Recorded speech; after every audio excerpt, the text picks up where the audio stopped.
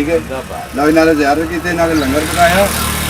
ਉਹ ਜਿਹੜੇ ਨੇ ਨਾ ਸਾਡੇ ਮਸਜਿਦ ਗੋਲ ਮਸਜਿਦ ਗੋਲ ਮਸਜਿਦ ਜਿਹੜੀ ਹੈ ਨਾ ਉਹਦੇ ਕੋਲ ਹੀ ਕੰਮ ਕੀਤਾ ਹੈ। ਠੀਕ ਹੈ ਤੇ ਲਓ ਜੀ ਯਕੀਨ ਕਰੋ ਜਿੱਥੇ ਬਾਦਸ਼ਾਹ ਚਿਲਾ ਕਰਦੇ ਰਹੇ ਨੇ ਜਿਹੜਾ ਵਿੱਚੋਂ ਰਾਹ ਬਣਿਆ ਬੜੀਆਂ ਜਗ੍ਹਾ ਨੇ ਉੱਥੇ ਬੜੀਆਂ ਜਗ੍ਹਾ ਨੇ ਇੰਜ ਕਰਕੇ ਨਾ ਜਨਾਬ ਪਹਾੜੀ ਦੇ ਉੱਪਰ ਇੰਜ ਚੜ੍ਹਨਾ ਉਹ ਇੰਨਾ ਕੁ ਮੀਰਪੁਰ ਥੱਲੇ ਲੱਗਦਾ ਖੜੀ ਸ਼ਰੀਫ ਤੇ ਅੱਜ ਵਿੱਚ ਚਬਾਰਾ ਹੋਵੇ ਇੰਜ ਥੱਲੇ ਦਰਬਾਰ ਜਿੱਥੇ ਖੜੀ ਸੀ ਆਪਣਾ ਮੀਆਂ ਸਾਹਿਬ ਉੱਥੇ ਬੜੀਆਂ ਤੇ ਤੁਹਾਡੀ ਮੁਹੱਬਤ ਵਾਸਤੇ ਮੈਂ ਹੋ ਲਏਗਾ ਯਾ ਰਸੂਲ ਅੱਲਾਹ ਵਸੱਲਮ ਅਲੈਕਾ ਯਾ حبیب اللہ ادھر والے بھی پڑھ لگائی کیونکہ بے خدا کا کوئی ہم پایا نہیں ہے صلی اللہ علیہ یا رسول اللہ وسلم علیکہ یا حبیب اللہ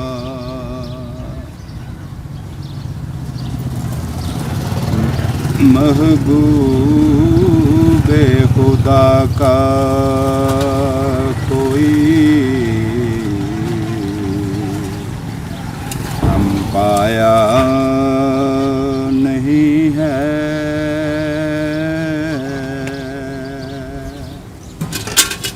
محبوب خدا کا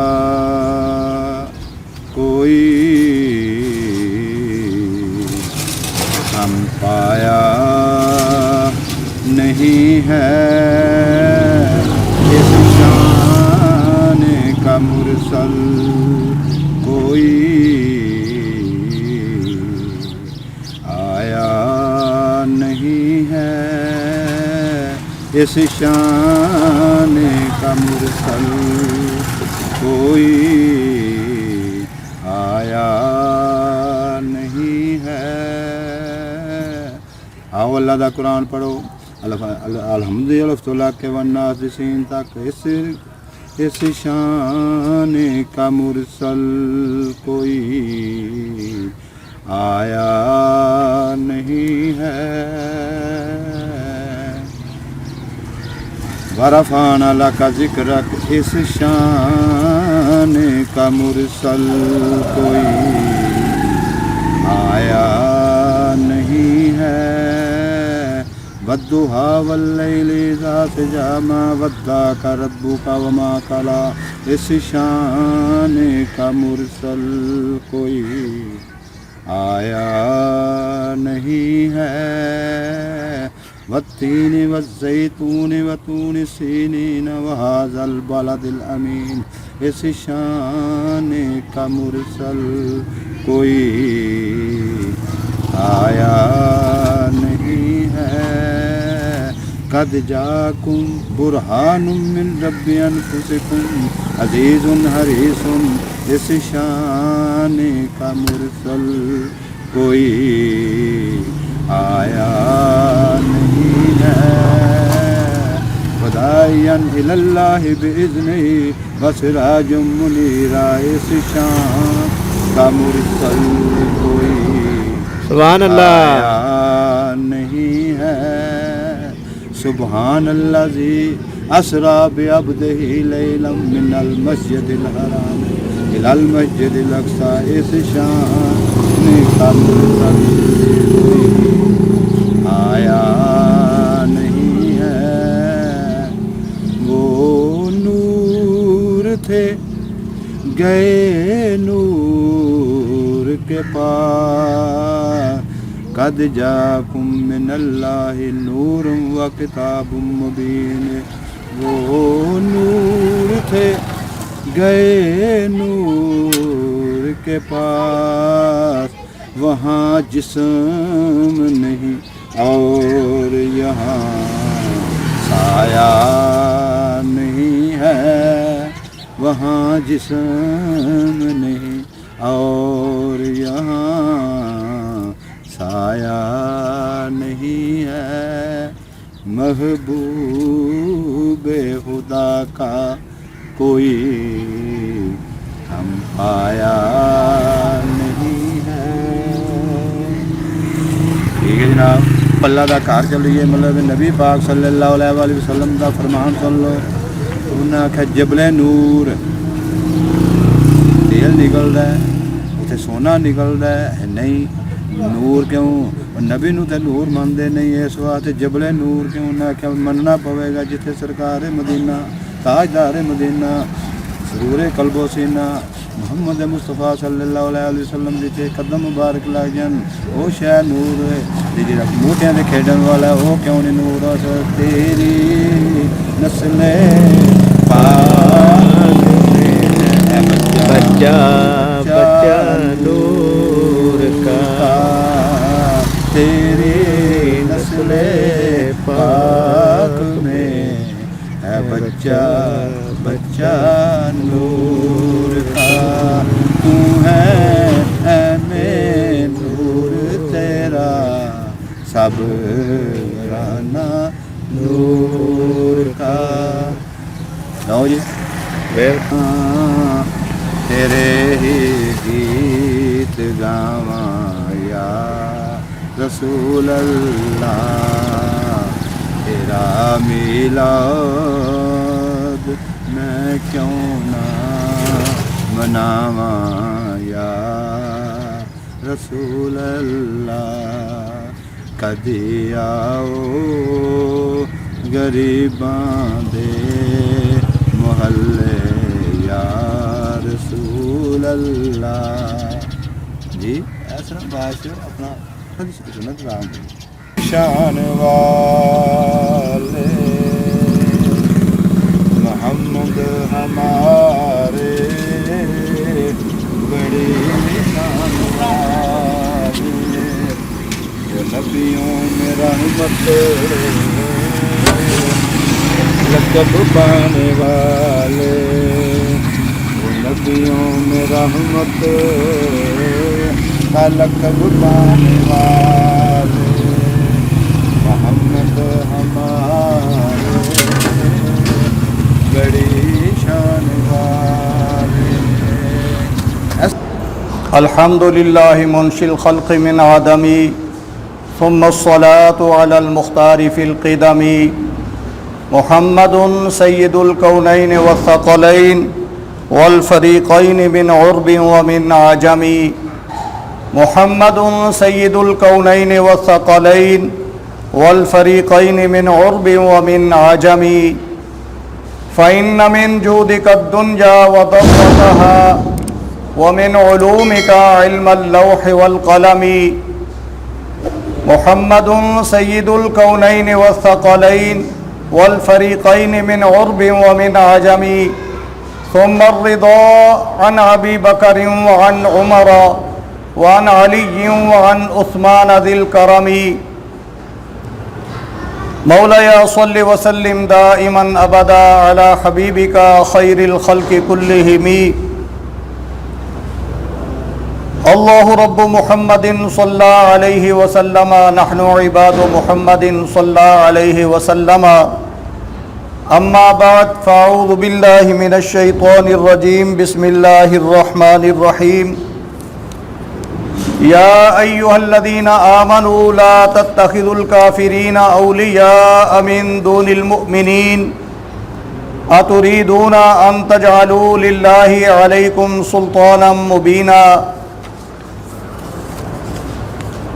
برادران اسلام اہل سنت والجماعہ، ہمارے سلسلہ دروس قرآن کا درس جو ہے آج جس آیہ کریمہ کا درس ہوگا وہ یا ایہا الذین آمنوا کے سلسلے کی آیت نمبر 27 ہے. اللہ سبحانہ و تعالی ارشاد فرماتا ہے یا ایہا الذین آمنوا لا تتخذوا، اے ایمان والو نہ پکڑو نہ بناؤ الکافرین اولیاء، کفار کو دوست. من دون المؤمنین سوائے مومنوں کے، اتریدون کیا تم ارادہ کرتے ہو، قصد کرتے ہو، ان تجعلوا للہ علیکم سلطانا مبینا کہ بناؤ تم اللہ کے لیے خود پر حاکم ظاہر۔ برادران اسلام، اس آیہ کریمہ میں اللہ سبحانہ و تعالی نے مومنوں کو کفار کے ساتھ دوستی کرنے سے منع فرمایا ہے، اور صرف مومنوں کے ساتھ دوستی کرنے کا حکم دیا ہے۔ کفار کے ساتھ دوستی نہ کی جائے اور صرف مومنین کے ساتھ دوستی کی جائے، اس آیہ کریمہ کا مقصد، مطلب اور پیغام یہ ہے۔ نہ ان کے ساتھ دوستی کی جائے، نہ ان کو رازدار بنایا جائے کفار کو، نہ ان کے ساتھ دفاعی معاہدے کیے جائیں، نہ ان کے احکامات پر چلا جائے، نہ ان کے رسم و رواج اپنائے جائیں، نہ ان کے قوانین اپنائے جائیں، نہ ان کو ملک کی پالیسی میں دخل دیا جائے، ان کو کسی بھی بات کی کوئی ایسا موقع نہ دیا جائے کہ وہ مسلمانوں پر غالب ہونا شروع ہو جائیں۔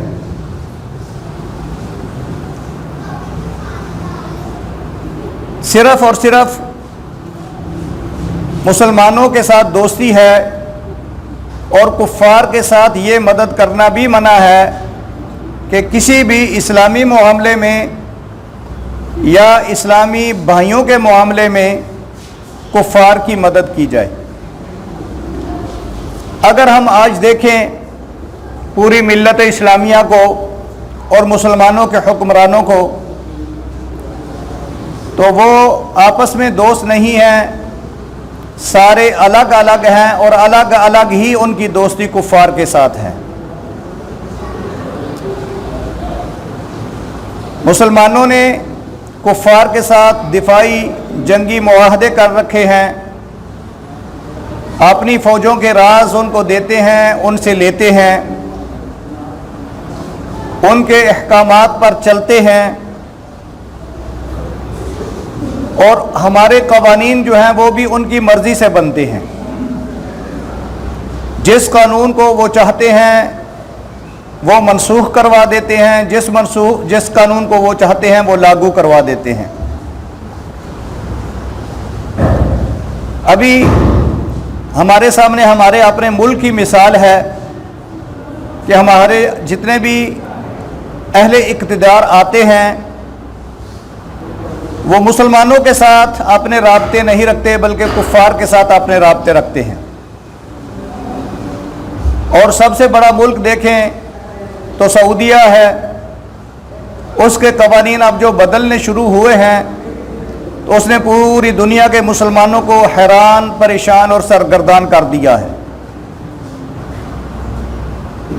راتوں رات وہاں قوانین تبدیل ہو رہے ہیں۔ نبی رحمت صلی اللہ علیہ وسلم نے اپنے مبارک دور میں ارشاد فرمایا تھا کہ حرمین سے، حجاز سے مشرکین کو نکال دیا جائے۔ اب اسی جگہ پہ ہندو مشرک جو ہیں وہ قابض ہو رہے ہیں، ان کے مندر بن رہے ہیں، ان کے کلب بن رہے ہیں، ان کے جوئے خانے بن رہے ہیں۔ تو اللہ سبحانہ و تعالی نے جس چیز سے منع کیا ہے ہم وہی کام کر رہے ہیں، اور دنیا کے اندر ہماری ذلت و پریشانی کی وجہ بھی یہی ہے کہ ہم نے کفار کو اپنا دوست بنا رکھا ہے، مسلمانوں کو کمزور سے کمزور تر کر رہے ہیں۔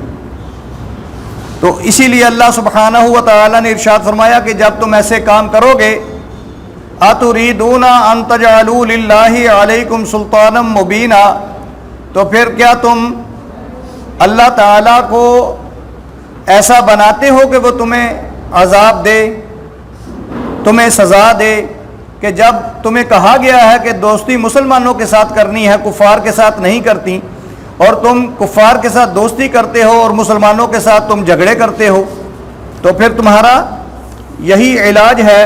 تو حضرات گرامی، اگر آپ اسلامی تاریخ پڑھیں تو اس کے اندر ہمیں پتہ چلتا ہے کہ مسلمانوں نے جب بھی ایسا کیا ہے ان کو نقصان پہنچا ہے۔ سب سے پہلے آپ دیکھیے کہ جو جنگ صحابہ کرام رضوان اللہ علیہم اجمعین کے دور میں ہوئی ہے، ان کے اندر بھی کچھ بظاہراً مسلمانوں کی دوستی کفار و مشرکین کے ساتھ تھی، یہودیوں کے ساتھ تھی۔ اس کے بعد جو اسپین ہے، جس کو اندلس کہا جاتا ہے، آج کل جو اٹلی اور یونان کا علاقہ ہے اور اسپین کا علاقہ ہے، وہ بھی مسلمانوں کی حکومت میں رہا اور سینکڑوں سال وہاں پہ مسلمانوں نے حکومت کی۔ لیکن جب مسلمانوں نے وہاں پہ کفار کو، عیسائیوں کو اپنے اندر دخیل کیا، اپنے اندر داخلہ دیا، ان سے مشورہ لیا، ان کی عورتوں سے شادی کی، تو وہ پورے کا پورا اسپین جو ہے وہ ہمارے ہاتھ سے نکل گیا۔ جو مسلمانوں نے چند دنوں میں فتح کیا تھا تو وہاں سے انہیں وہ نکلنا پڑا، اور یہاں تک کفار عیسائیوں نے یہ کہا کہ یا اگر تم نے یہاں رہنا ہے تو عیسائی بن کے رہو، تو یا پھر یہاں سے نکل جاؤ۔ تو جب بھی ہم نے ایسی دوستی کی ہے تو ہمارا انجام ہوا ہے۔ اسی طرح صلاح الدین ایوبی رحمۃ اللہ علیہ کے زمانے سے پہلے یہ یہودی جو تھے وہ مسلمانوں کے اندر بہت اثر رکھتے تھے، ان کی عورتوں سے شادی کرتے تھے، ان کے بادشاہوں سے جا کے ملا کرتے تھے۔ تو پھر صلاح الدین ایوبی رحمۃ اللہ تعالی علیہ کو 8-10 سال پہلے آپس کے مسلمانوں سے لڑنا پڑا، اور 3 سال میں اس نے مسجد اقصیٰ کو، یروشلم کو، بیت المقدس کو فتح کر لیا۔ تو 8-9 سال کا جو وقت انہوں نے ضائع کرایا مسلمانوں نے، تو وہ اس وجہ سے ضائع کرایا کہ مسلمانوں کی دوستی جو تھی وہ کفار یہود کے ساتھ تھی۔ اسی طرح آپ یہاں آئیں، ہمارے ہندوستان میں مسلمانوں کی 1000 سال حکومت رہی ہے، اور آخری دور میں کیا ہوا، بلکہ اکبر کے دور سے یہ شروع ہوا کہ اس نے اپنے مشیر جو تھے وہ ہندو رکھنا شروع کر دیے۔ اس کے مشیر ہندو لوگ تھے، اور اس کے گھر کے اندر بہت سی ہندو خواتین جو تھیں وہ اس کی بیوی بن کے رہ رہی تھی۔ تو اس کا جو انجام ہوا کہ یہاں پہ جو کفار تھے انہوں نے مسلمانوں سے حکومت چھین لی۔ اب خالی تاریخ رہ گئی ہے، اور صرف یہ سنانے کے لیے رہ گیا ہے کہ ہماری ہندوستان پہ 1000 سال حکومت رہی ہے۔ ابھی چند دن پہلے ان کا کوئی بت تھا جس کا انہوں نے یاد بنائی، تو اس یاد کے سلسلے میں انہوں نے جلوس نکالے اور پورے ہندوستان کے مسلمانوں کو انہوں نے تنگ کیا۔ تو آپ اندازہ فرمائیں کہ جب بھی ہماری دوستی کفار کے ساتھ ہوئی ہے تو اس کا انجام یہی نکلا ہے۔ ہمارا جو مشرقی پاکستان جو ہمارا حصہ تھا، اب بنگلہ دیش ہے، پہلے پاکستان کا حصہ تھا، اس کے ساتھ بھی وہی ہوا۔ ہماری دوستی کفار کے ساتھ تھی، ہم نے امریکہ پہ اعتبار کیا تو اس کا بیڑا آنے والا تھا جو آج تک نہیں پہنچا۔ تو اس سے ہمیں یہ سبق حاصل کرنا چاہیے، اور سبق سے پہلے ہمیں اللہ سبحانہ و تعالیٰ کے جو احکامات ہیں ان پر عمل کرنا چاہیے، کہ اللہ سبحانہ و تعالیٰ بار بار ہمیں کفار کی دوستی سے منع فرما رہا ہے، اور ان کے ساتھ کسی قسم کے معاہدے کرنے سے منع فرما رہا ہے۔ تو ہمیں اللہ سبحانہ و تعالیٰ کے احکامات پر عمل کرنا چاہیے۔ برادران اسلام، 28ویں نمبر پر جو یا ایھا الذین آمنوا والی آیت ہے، اس میں اللہ سبحانہ و تعالیٰ ارشاد فرماتا ہے، یا ایھا الذین آمنوا اوفوا بالعقود احلت لکم بہیمۃ الانعام الا ما یتلی علیکم غیر محل الصید وانتم حرم ان اللہ یحکم ما یرید۔ یا ایھا الذین آمنوا اوفوا بالعقود، اے ایمان والو اپنے وعدوں کو پورا کرو۔ عقود یہ عقد کی جمع ہے۔ عقد کا معنی ہے گرہ لگانا، گانٹھ دینا۔ جیسے ہم رسی کو گانٹھ دیتے ہیں، گرہ لگاتے ہیں، تو عقد کا معنی اس کے لیے بولا جاتا ہے۔ اسی سے ہمارا جو ایک لفظ ہے عقیدہ، وہ عقد سے بنا ہے۔ عقیدہ کا معنی بھی وہی ہے کہ وہ نظریات جن پر انسان پختگی کے ساتھ، مضبوطی کے ساتھ کاربند رہتا ہے، وہ نظریات جن کو وہ کسی صورت میں چھوڑنا نہیں چاہتا وہ اس کا عقیدہ کہلاتے ہیں۔ تو عقد کا معنی وعدے ہیں اور اس کی جمع عقود ہیں۔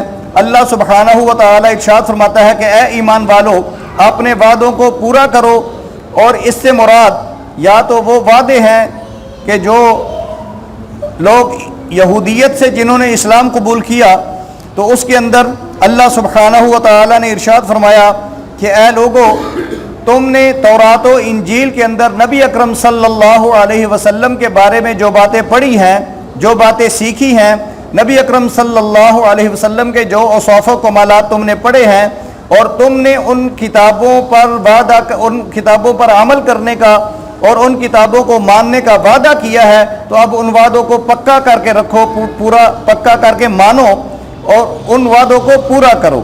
یا پھر یہ ہے کہ جو مسلمان ہیں ان سے یہ فرمایا گیا ہے کہ تم اپنے وعدوں کو پورا کرو۔ یہ وہ وعدے ہیں کہ جو انہوں نے اسلام قبول کرنے کے بعد خود پر لاگو کر لیے۔ لا الہ الا اللہ محمد الرسول اللہ پڑھنے کے بعد جتنے بھی اس کے تقاضے ہیں وہ خود بخود انسان کے اوپر لازمی آ جاتے ہیں۔ ایک بندے نے اگر لا الہ الا اللہ محمد الرسول اللہ پڑھ لیا تو اس پر نماز بھی فرض ہو گئی، حج بھی فرض ہو گیا، زکوٰۃ بھی فرض ہو گئی، زکوٰۃ بھی فرض ہو گئی، صدقات و خیرات واجبہ بھی اس پر واجب ہو گئے۔ تو اس طرح ایمان لانے کے بعد سارے کے سارے جو وعدے ہیں ان کو پورا کرنا ضروری ہے۔ اللہ سبحانہ و تعالی ان کا حکم فرما رہا ہے۔ یا پھر یہ ہے کہ اللہ سبحانہ و تعالی وہ وعدہ یاد دلا رہا ہے جب اللہ سبحانہ و تعالی نے ہماری روحوں کو اکٹھا کیا اور پوچھا کہ الستو بربکم، کیا میں تمہارا رب نہیں ہوں؟ تو تمام روحوں نے جواب دیا بلا، کیوں نہیں یا رب العالمین، تو ہمارا رب ہے، ہم وعدہ کرتے ہیں۔ تو اس وعدہ کی یاد دہانی مقصود ہے کہ اللہ سبحانہ و تعالی فرماتا ہے کہ اے ایمان والو اپنے وعدوں کو پورا کرو۔ آگے ارشاد فرمایا احلت لکم، تمہارے لیے حلال کیے گئے ہیں بہیمۃ الانعام، چرنے والے جانور، چار پائے جو گھاس چر کر یا جنگلوں میں چر کر حلال جو جانور ہیں، اللہ سبحانہ و تعالی فرماتے ہیں کہ وہ تمہارے لیے حلال قرار دیے گئے ہیں۔ والانعام، اور چار پائے وہ حلال قرار دیے گئے ہیں۔ الا ما یتلی علیکم، سوائے ان جانوروں کے جن کو تمہیں بتلا دیا جائے گا، یعنی جو حرام قرار دیے گئے ہیں وہ بھی تمہیں بتا دیے گئیں گے۔ اللہ سبحانہ و تعالی نے قرآن پاک میں اور ہمارے آقا و مولا سیدنا محمد الرسول اللہ صلی اللہ علیہ وسلم نے احادیث مبارکہ میں تمام کے تمام حلال اور تمام کے تمام حرام یہ بتا دیے ہیں۔ اب آج کسی مسلمان کو یہ شک و شبہ نہیں ہے کہ کون سا جانور حلال ہے اور کون سا حرام ہے، یہ ہمارے سامنے واضح ہو چکے ہیں۔ تو ارشاد فرمایا احلت لکم بہیمۃ الانعام الا ما یتلی علیکم، کہ وہ جو حلال قرار دیے گئے ہیں تم پر چار پائے، اور وہ جو بتا دیے گئے ہیں تمہیں حلال، غیر محل الصید، بغیر اس کے کہ تم شکار کو حلال سمجھو، کب وانتم حرم، جب کہ تم حرم پاک میں ہو۔ تو حرم پاک میں جو شخص ہے اس میں کسی قسم کا شکار کرنا حرام ہے، حاجی پر بھی، محرم پر بھی، اور دوسرے جو عام مسلمان نماز کے لیے وہاں جاتے ہیں ان پر حرام ہے کہ وہ حرم کی حدود کے اندر کسی بھی جانور کا شکار کریں۔ جائز حلال جانور کا شکار کرنا وہاں بھی حرام ہے۔ ان اللہ یحکم ما یرید، بے شک اللہ سبحانہ و تعالی اسی طرح حکم فرماتا ہے جو وہ ارادہ فرماتا ہے۔ تو حضرات گرامی، اللہ سبحانہ و تعالی نے جن جانوروں کو حرم کی حدود میں منع فرمایا تھا اور جن جانوروں کو اللہ سبحانہ و تعالی نے محرم کے اوپر حرام کیا تھا ان کا شکار کرنا، تو پھر بعد میں ان کی اجازت دے دی۔ آگے 29ویں نمبر پر جو آیہ کریمہ ہے، اللہ سبحانہ و تعالی ارشاد فرماتا ہے یا ایھا الذین آمنوا لا تحلوا شعائر اللہ ولا الشہر الحرام ولا الہدی ولا القلائد ولا آمین البیت الحرام یبتغون فضلا من ربهم ورضوانا وَإِذَا حَلَلْتُمْ فَاصْطَادُوا وَلَا يَجْرِمَنَّكُمْ شَنَآنُ قَوْمٍ أَنْ صَدُّوكُمْ عَنِ الْمَسْجِدِ الْحَرَامِ أَنْ تَعْتَدُوا وَتَعَاوَنُوا عَلَى الْبِرِّ وَالتَّقْوَى وَلَا تَعَاوَنُوا عَلَى الْإِثْمِ وَالْعُدْوَانِ وَاتَّقُوا اللَّهَ إِنَّ اللَّهَ شَدِيدُ الْعِقَابِ۔ برادران اسلام، اس آیہ کریمہ میں اللہ سبحانہ و تعالی اپنی نشانیوں کے بارے میں کچھ ارشاد فرما رہا ہے، اور خاص طور پہ جو محرم ہوتے ہیں، جو احرام باندھ لیتے ہیں عمرہ کے لیے یا حج کے لیے، ان کے بارے میں اللہ سبحانہ و تعالی کچھ ہدایات فرما رہا ہے۔ اللہ سبحانہ و تعالی فرماتا ہے یا ایھا الذین آمنوا، اے ایمان والو، لا تحلوا، تم نہ حلال سمجھو، شعائر اللہ، اللہ تعالیٰ کی نشانیوں کو۔ شعائر، شاعرہ کی جمع ہے، شاعرہ کا معنی ہے علامت، اور یہ اللہ سبحانہ و تعالیٰ کی طرف سے کچھ باتیں، کچھ نشانات، کچھ جانور ایسے ہیں جن کو اللہ سبحانہ و تعالیٰ نے اپنے نشان قرار دیا ہے، جن میں صفا اور مروہ ہے، یہ اللہ تعالیٰ کی نشانیوں میں سے ایک نشانی ہے۔ اللہ سبحانہ و تعالی ارشاد فرماتا ہے ان الصفا والمروۃ من شعائر اللہ، صفا اور مروہ اللہ تعالیٰ کی نشانیوں میں سے ایک ہے۔ اور خانہ کعبہ جو خاص حرم ہے وہ تو پھر اس سے بڑھ کے ہے۔ تو حضرات گرامی، اللہ سبحانہ و تعالیٰ نے اس طرح کے کچھ مقامات رکھے ہیں، عرفات ہے، مینا ہے، مزدلفہ ہے، یہ سارے اللہ تعالیٰ کی نشانیوں میں سے ہیں۔ کچھ اوقات اللہ سبحانہ و تعالیٰ نے اپنی نشانیوں میں سے بنائے ہیں، جیسے ابھی یہ 27ویں شب آنے والی ہے، یہ بھی اللہ سبحانہ و تعالیٰ کی نشانیوں میں سے ہے۔ یہ مسجد ہے، یہ بھی اللہ سبحانہ و تعالیٰ کی نشانیوں میں سے ہے۔ اسی طرح قربانی کے وہ جانور، پرانے زمانے میں کچھ لوگ ایسے تھے کہ جو تو حج کے لیے جاتے تھے اور اپنی قربانیاں وہ کھلی چھوڑ دیتے تھے، لیکن ان کے گلے کے اندر یا ان کے پاؤں کے ساتھ کوئی ایسی چیز باندھ دیتے تھے جس سے لوگ یہ سمجھتے تھے کہ یہ قربانی کے لیے ہیں، یہ قربانی کے لیے خاص کیے گئے ہیں، تو وہ بھی اللہ سبحانہ و تعالیٰ کی نشانیاں ہیں۔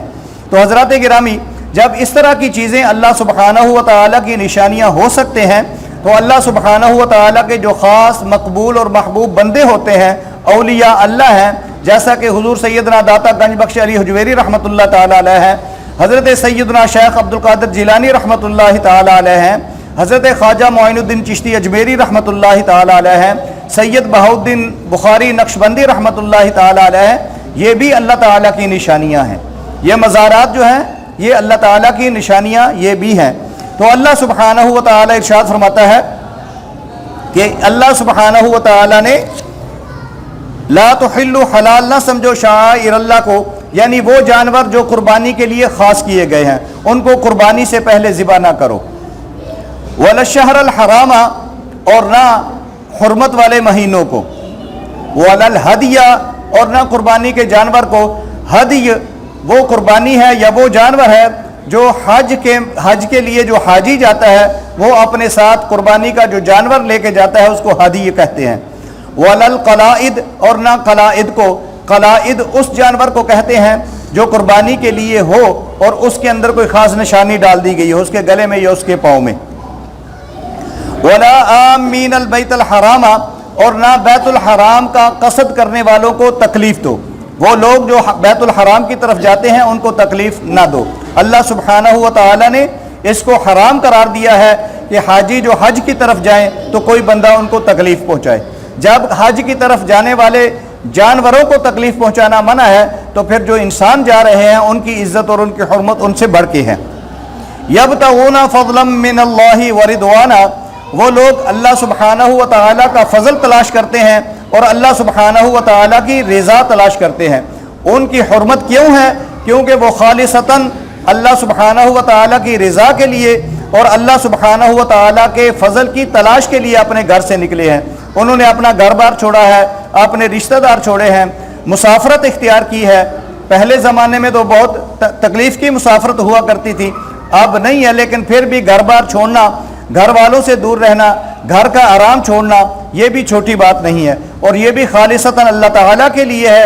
تو اللہ سبحانہ و تعالیٰ فرماتا ہے کہ جو بندے اللہ کے رضا کی تلاش کے لیے اور اللہ کے فضل کی تلاش کے لیے نکلے ہیں تو ان کو کسی قسم کی تکلیف نہ پہنچائیے۔ وَإِذَا حَلَلْتُمْ اور جب تم حلال ہو جاؤ یعنی احرام کھول دو، فَاصْطَادُوا تو شکار کرو۔ تو شکار کرو کا مطلب یہ نہیں ہے کہ اب تم شکار کرو، ضروری نہیں ہے کہ شکار کرو، بلکہ اب تم شکار کر سکتے ہو حرم حدود سے باہر جا کے۔ تو یہ صرف اجازت ہے، اللہ سبحانہ و تعالیٰ نے فَاصْطَادُوا جو فرمایا تو یہ اجازت کے لیے فرمایا۔ ان صدوکم کہ انہوں نے تم کو روک دیا تھا، ولا یجرمنکم اور تمہیں کوئی چیز برانگیختہ نہ کرے، غصہ نہ دلائے، کہ جو شنآن قوم کسی قوم کی دشمنی میں، یہ اس طرف اشارہ ہے جب مسلمانوں نے حج عمرہ کے لیے آئے تو حدیبیہ کے مقام پر روک دیے گئے، تو اس کی طرف اشارہ ہے کہ تمہیں ان مکہ والوں نے روکا تھا، تو اب تمہیں اجازت نہیں ہے کہ تم ان کو مکہ میں پہنچ کر کوئی تکلیف دو۔ آگے ارشاد فرمایا تعاونوا علی البر والتقوی، نیکی کے کاموں میں اور بر کے کاموں میں سب ایک دوسرے کی مدد کرو، جتنے بھی نیکی کے کام ہیں سارے کے سارے لوگ ایک دوسرے کی مدد کرو۔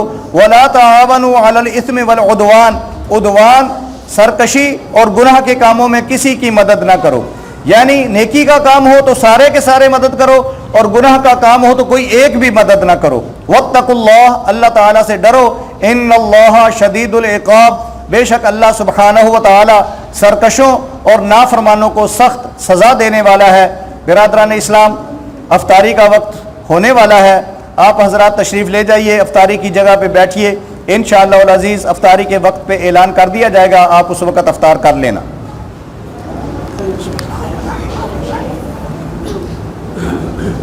ਇੱਥੋਂ ਵਾਸਤੇ ਦਿੰਦੇ ਨੇ,